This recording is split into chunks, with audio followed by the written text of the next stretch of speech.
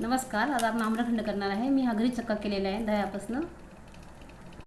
आपण चक्का प्लेन करून घेऊ पूर्ण। तर आपण साखर घालून घेऊ। मी 1 पेलाभर साखर घेतली मोठा। आता मिक्स करून घेऊ आपण याला। आता आपण इथे आंब्याचा रस घालून घेऊ छान। आता आपण छान मिक्स करून घेऊ। हे छान मिक्स करून घेऊ आपण आता हे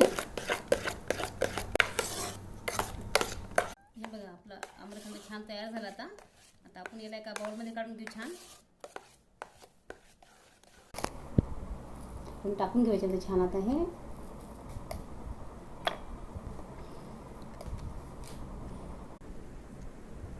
आपण इथे बदाम टाकले आहे छान। आता हे बघा आपला आम्रखंड तयार झालं। किती छान झालं बघा। हे बघा आपला आम्रखंड छान तयार आहे। आता तुम्हाला माझा आम्रखंड आवडला असेल तर माझं चॅनल सबस्क्राइब करा, माझ्या व्हिडिओला लाईक करा।